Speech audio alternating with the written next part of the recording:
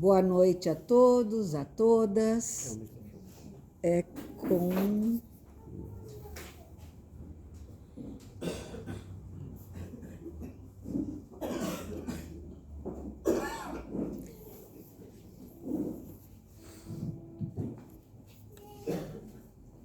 novamente, então, boa noite a todos e a todas. Com muita alegria que eu retorno a esta casa. É uma felicidade poder estar mais uma vez junto de todos vocês. Como foi dito, nós vamos conversar sobre as bem-aventuranças. E é importante nós lembrarmos que aventurança significa destino, fado, algo a que nós estamos ligados, que podem ser do bem ou não. E Jesus, quando senta-se no monte e começa a falar sobre as bem-aventuranças, ele nos mostra exatamente as condições que nós necessitamos para caminhar ao encontro do bem, de todas as possibilidades de termos um bom destino, né? Porque ninguém está fadado a viver somente com as dores, com os sofrimentos. Jesus nos disse que ele era e é, né, para nós até hoje, o caminho, a verdade e a vida. E através das bem-aventuranças, ele nos dá um outro ou outros e maravilhosos recados, orientações para que possamos trilhar esse caminho com vontade, com ânimo, na certeza de que chegaremos na verdade e na vida que ele nos proporcionou, né? E nos deixou para que um dia consigamos até ele nos juntarmos. Jesus e tudo que ele falou para nós e pregou está resumido nas bem-aventuranças. Todas as máximas que ele pôde nos dar e mostrar para dizer que nós jamais estamos sozinhos e que nada pelo que nós passamos, ou melhor, ou que tudo pelo que nós passamos não é em vão. Por isso, ele nos dá essa carta de amor, de carinho, de esperança e de muito amor e consideração por cada um de nós. Através das bem-aventuranças, nós temos todo o conteúdo para que consigamos passar na prova final da nossa escola evolutiva. Porque aqui, digamos, no nosso vocabulário comum, ele nos dá a cola. Acertem as questões dentro das respostas que Jesus nos trouxe e nós conseguiremos, cada um no seu tempo, passarmos na prova final. Todos devem saber que são 10 as bem-aventuranças, né? E elas são tão profundas que também aqui todos devem conhecer, já ter ouvido falar em Mahatma Gandhi. E Gandhi não era cristão, porém, talvez muito mais cristão do que muitos que se dizem ser. Era um homem de bem, do amor, da paz, da tolerância, resignado.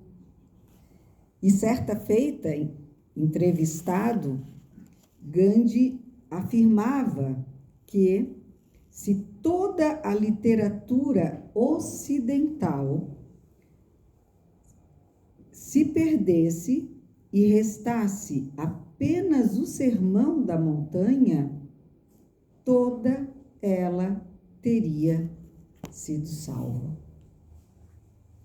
Sabe por quê?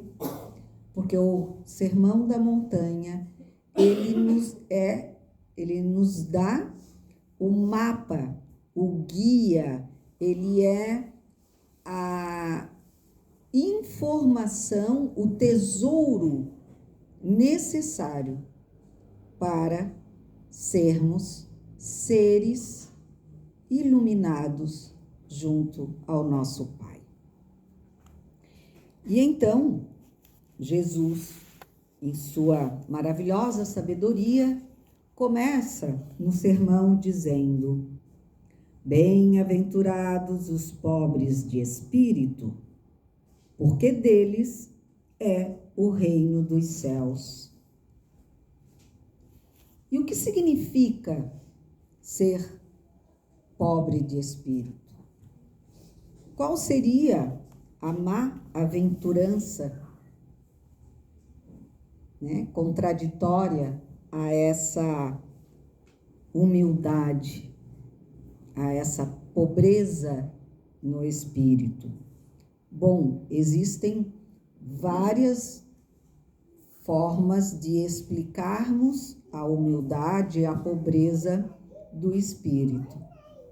Mas se eu ficar falando sobre todas elas, eu não vou chegar na 10ª essa noite. Aí eu vou ter que vir 10 vezes aqui para poder falar sobre cada uma, né? Então, hoje é um resumo. É importante nós colocarmos que o oposto dessa pobreza de espírito é nos despirmos do orgulho. Quando nós deixamos de lado o nosso orgulho, seja ele de qual nível for, orgulho material, orgulho intelectual, quando nós nos sentimos pobres, no sentido de estarmos livres do apego, nos colocando como o menor dos menores. Aí sim, nós nos tornamos os pobres de espírito e assim nós alcançaremos o reino dos céus. Ele será nosso. Bem-aventurados os que choram, porque serão consolados. Os que normalmente não choram, não perdoam e se vingam. Então Jesus nos diz: não chores, perdoe. Perdoe todos aqueles que te fazem sentir dor. Tudo aquilo que te dói será recompensado se souberes perdoar, aceitar, compreender que essa dor, ela foi causada por nós mesmos. E aí já faz um laço de ligação com o pobre de espírito. Porque além de deixar o orgulho de lado, ele percebe que ele mesmo ou nós mesmos somos os nossos algozes. Porque nada do que colhemos são os tomates que os outros nos jogam, mas sim foram os tomates que nós plantamos e que deixamos a mão deles para em nós jogar. Então, precisamos perdoá-los, porque quem deixou o tomate lá fomos nós. E precisamos nos despir do orgulho para compreender que ainda temos muito a aprender. A vista o braço está ficando pequeno. Bem-aventurados os mansos, porque herdarão a terra. Essa bem-aventurança nós poderíamos ficar aqui, acho que a semana toda, se desse tempo. Porque, além dela falar sobre a bondade, além dela nos mostrarem que precisamos retirar do nosso pensamento e do nosso sentimento a maldade. Ah, mas eu não sou má, né? Eu só quis dizer que aquela pessoinha ali não é legal. O que você ganha com isso? Nada. Foi uma atitude boa? Contribuiu para alguém você criticar outrem? Então você acabou de fazer uma maldade. Porque a gente não mede aquilo que fizemos. Nós medimos o que os outros fazem. Aí a gente diz, né? Ah, tal pessoa fez tal coisa. Mas se nós olharmos para nós somos iguais ou até piores. Porque nós tentamos disfarçar muitas vezes os nossos pensamentos ou sentimentos de muita malícia e maldade. Né? Porque não é fácil. A vida nos traz ainda tantas provas que às vezes a gente entra no piloto automático daquele carro que fechou a nossa frente e a gente, se não fala, pensa. Tomara que, né? Ah, seu querido irmão amado, não faça isso outra vez. Quem que fala assim? Eu não. Ainda não. Ainda não. Estou treinando. Eu já começo a dizer aqueles que passam muito rápido, eu digo, que Deus te guie e vai. Se está com pressa, que chegue logo onde quer chegar. Isso aí eu já aprendi. Mas a gente vai treinando, né? Porque a vida é treinamentos. Por isso que Jesus nos deixou o exercício. Para que a gente treine até conseguir fazer dele um costume. E aí, a gente tem uma outra coisa que é fundamental. Bem-aventurados os mansos, por quê? Porque herdarão a terra. Quem quer continuar na terra? Eu acho melhor continuar aqui, que eu já conheço, mesmo quando voltar, não lembrar exatamente dessa terra, porém, eu sei que ela está melhorando. Eu tenho certeza que ela está melhorando, apesar de tantas coisas ruins estarem à mostra para nós todos os dias, né? Mas a gente sabe que, assim, qualquer faxina em casa, a gente tem que tirar tudo de ruim, tem que botar tudo que está estragado à vista, para a gente realmente saber o que vai continuar dentro de casa, o que vai para o lixo, o que vai ser doado porque nós não necessitamos mais, e assim darmos encaminhamento a cada uma das coisas. Mas se nós não tivermos a visão, se nós não tirarmos as coisas do lugar, se nós não chegarmos ao fundo do guarda-roupa, nós não iremos ver o que lá está escondido, né? E se for um ninho de rato, né? Ou qualquer outra coisinha, uma baratinha, né? Acho menos pior do que rato. Enfim, nós só descobrimos as coisas erradas, as coisas feias, quando nós as colocamos à vista. Para que aí então saibamos exatamente do que nós temos que nos livrar. Se é do guarda-roupa ou das traças que nele estão. Então, por isso eu digo, tenho certeza que a Terra está começando a ficar limpa. Ela está na faxina. E se nós queremos voltar e continuar nesse planeta azul, nós precisamos ser mansos.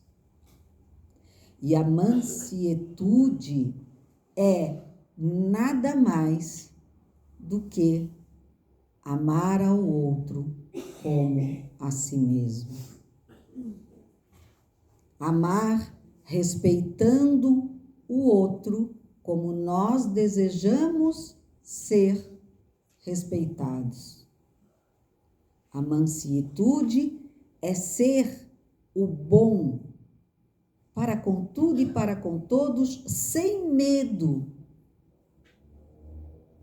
de sermos chamados de bobinhos. Porque nós não ligamos, ou não deveríamos ligar, para a opinião alheia. Nós devemos ser e fazer por nós mesmos.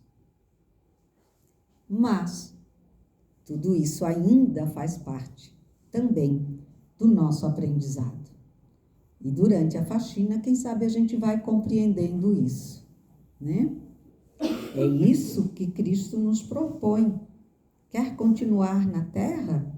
Olha só, você pode ter um futuro brilhante nela.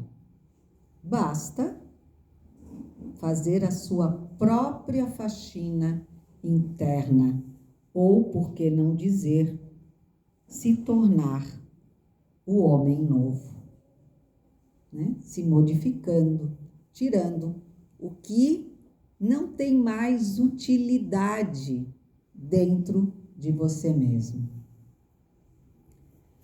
Eu falo que ela me chama muita atenção porque a gente vive nesses momentos, né, de pensar na Terra, e aí vem aqueles que dizem, olha, quem não se comportar vai para um outro planeta, não sei o quê, um monte de coisa negativa. Aí eu digo assim, não, mas Jesus nos deu o caminho para ficar aqui.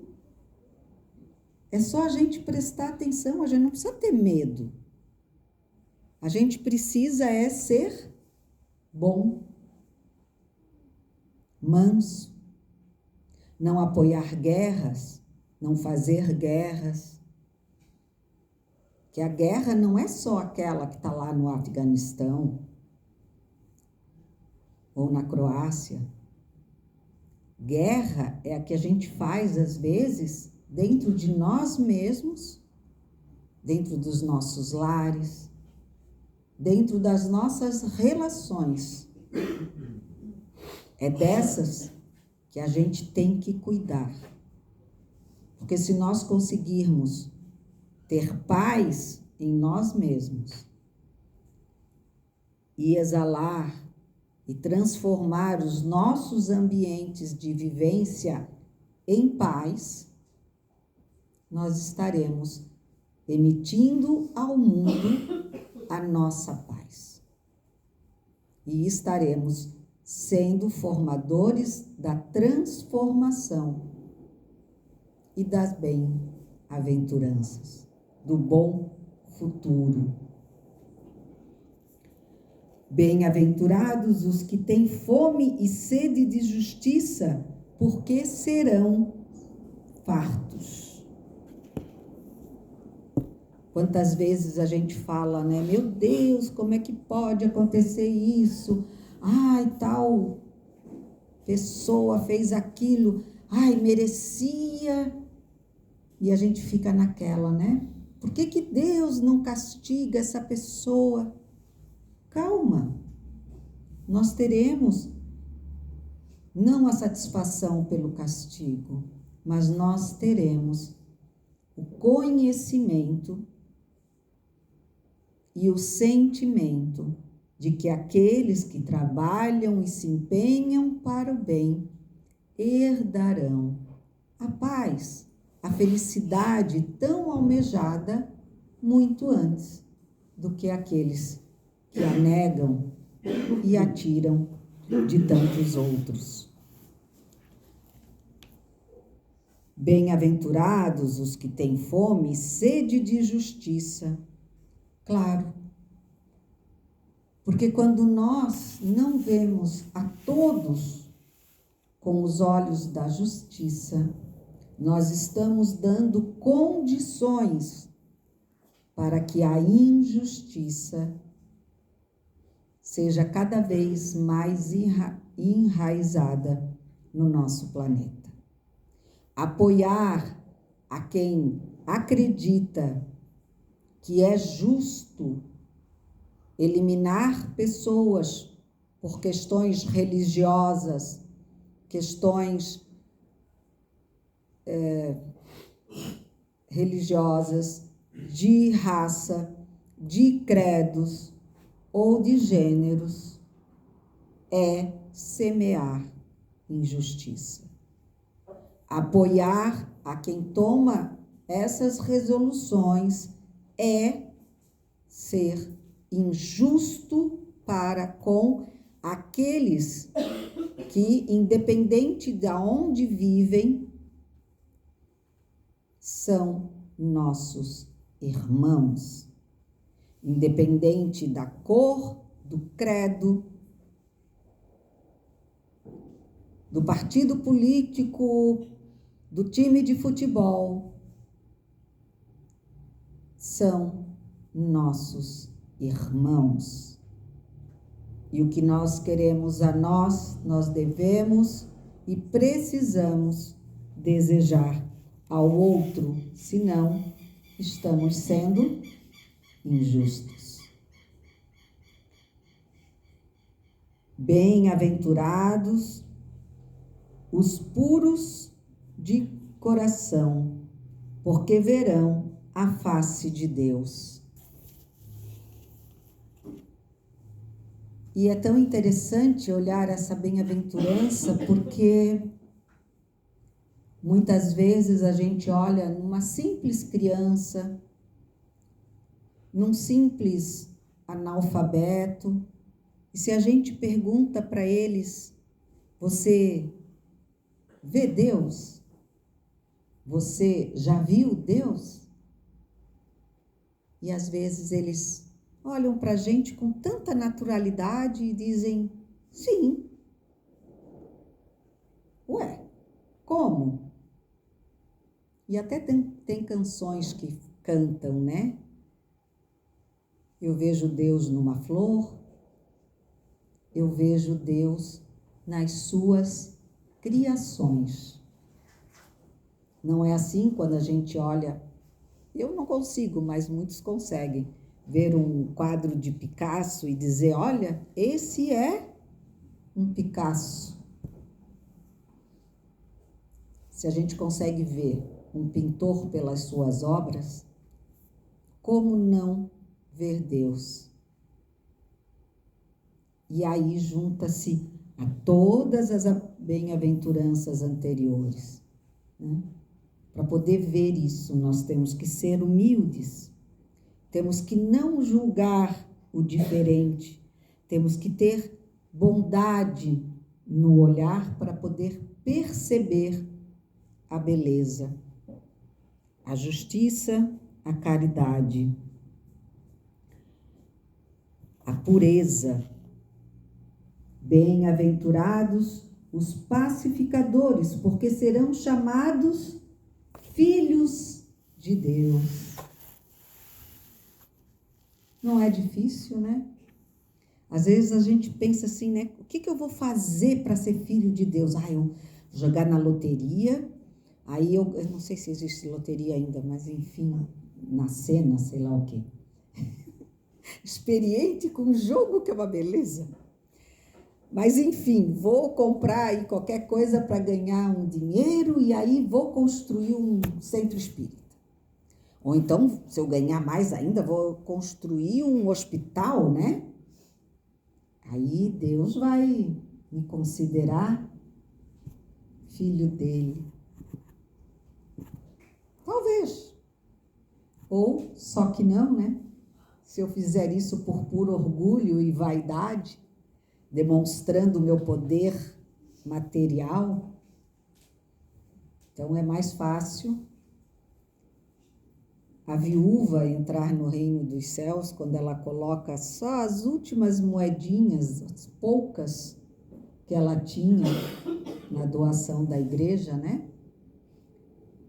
Porque ela deu de coração tudo o que ela tinha. Ela não esperou. Ela fez. E cada um de nós pode fazer, né? Com o que nós tivermos ao nosso alcance. E às vezes, e muitas vezes, basta um sorriso para ser aceito, para dar aceitação e para mostrar o nosso sentimento de amor por filhos do amor. Então, é vital que nós tenhamos o entendimento que para ser filhos de Deus, nada mais importante do que pregarmos a paz. Sermos contra qualquer tipo de violência. Isso nos torna cada vez mais expressões do nosso Pai. Muitas vezes a gente escuta de pessoas que adotam filhos, e eu adotei 2, e muitas vezes as pessoas vinham e diziam assim: meu Deus, mas eles são a tua cara. O menino mesmo, havia quem dizia: se ele não for teu filho... E aí tinha uma reticências assim, né? De ficar no vácuo. A minha filha, quando nasceu, dizia: meu Deus, é a cara do pai. Olha, e eu dizia: aham, é a cara do pai. E muitos dizem assim: a criança, quando é adotada, no convívio com a família, ela começa a ter as mesmas características da família. É assim, né? Não é? Na maioria das vezes. E o que vocês acham que nós somos? Quais são as características que nós vamos adquirindo quanto mais convivemos com Deus em nós? Cada vez mais nós nos tornamos semelhantes, parecidos com Ele. É, de certa forma, simples e difícil assim, né?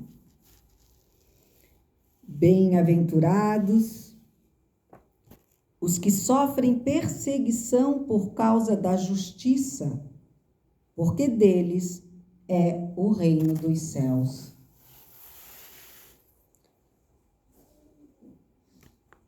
Resignação. Ficar contra a rebeldia. Entender que o tempo do Pai é o certo. E por isso nós precisamos esperar.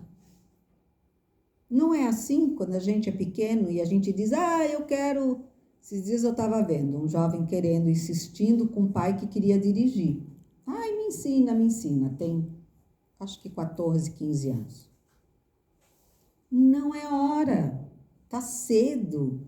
E o pai tentando colocar na cabeça dele, não é o tempo. Tem leis a seguir. Não posso te ensinar.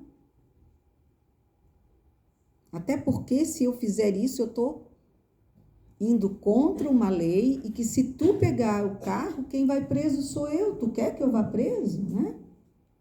Então foi uma conversa difícil e o filho teve que entender que o pai estava certo.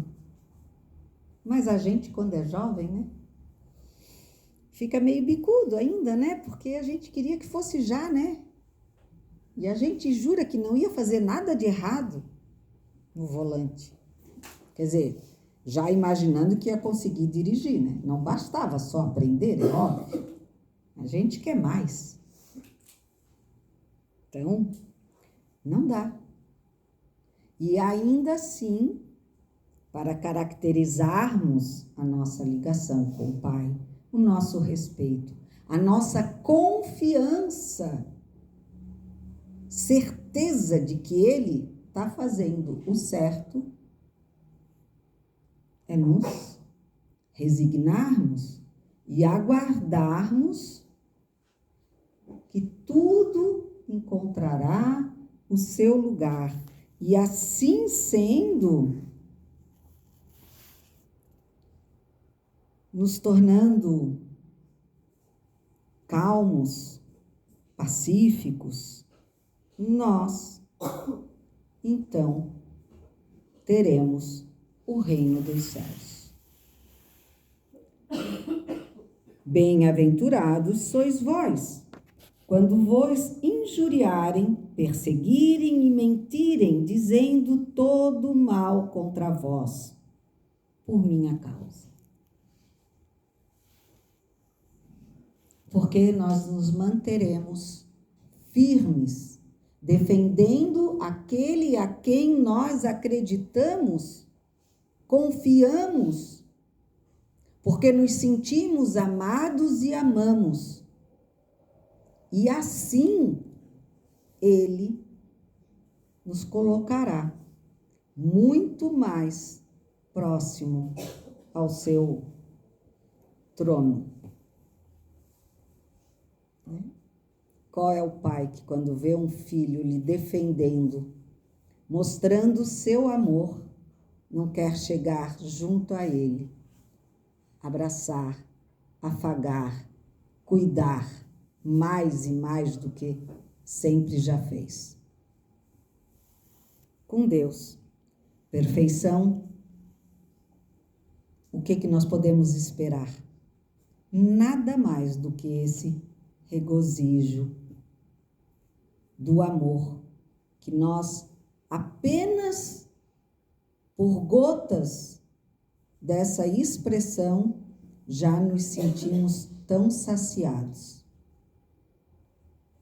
Imagina quando tivermos a plenitude desse conhecimento e dessa ligação de amor com o Pai. Ter fé é o que essa bem-aventurança nos pede. Acreditemos que não estamos sozinhos.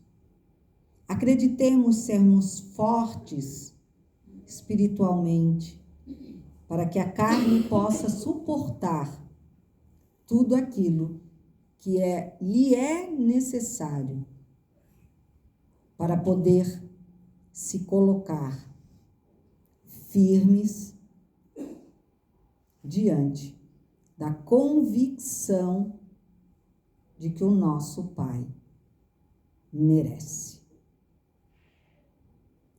Nós tivemos Maria de Cusa, né? Maria? Não. Joana, desculpa, sou ótima com nomes, né? Joana de Cusa, né? Que, mesmo em face de ser queimada, ela e o filho, ela não abandonou Deus único e, assim sendo, se deixou queimar, deixou seu próprio filho ser queimado, porque ela sabia que estaria logo depois junto a Jesus, o nosso Cristo. E foi ele que veio buscá-lo. Então, é uma estrada longa, mas são várias formas de ir passo a passo seguindo esses ensinamentos. E como uma escola, às vezes a gente aprende a lição rapidamente, às vezes a gente demora um pouquinho mais. Porém, não devemos nunca deixar de acreditar que podemos, que conseguiremos. E encerrando, que o tempo já está esgotado, exultai-vos e alegrai-vos, porque é grande vosso galardão nos céus, porque assim perseguiram os profetas que foram antes de vós. Nossa vitória, a nossa felicidade, a nossa paz, a nossa permanência com aqueles que amamos e desejamos ter conosco, ela só será plena quando conseguirmos entender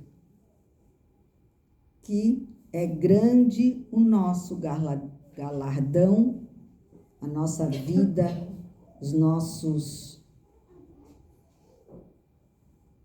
nosso sentimento de vitória pelo bem, pelo amor no reino dos céus, porque muitos já foram perseguidos e, a exemplo de Joana de Cusa, não rejeitaram o nosso Pai, porque já haviam compreendido que a carne aqui poderia perecer, mas que nós, espíritos, temos a vida inteira pela frente. E quanto melhor nos livrarmos da carne, no sentido do amor e da fé, mais fácil nós, espíritos, estaremos próximo de nosso Pai.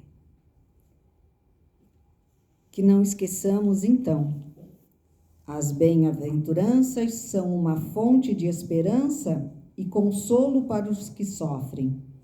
São a expressão clara das virtudes que o Cristo passa aos homens para que possam trabalhar e melhorar a si próprios. Porque toda mudança só acontece quando ela começa por nós mesmos.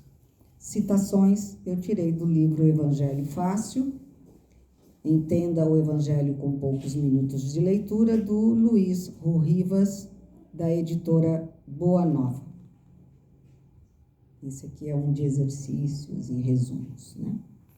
Obrigada a todos, obrigada a casa, e que possamos realmente escolhermos os bons calçados para seguirmos a trilha das bem-aventuranças. Boa noite a todos.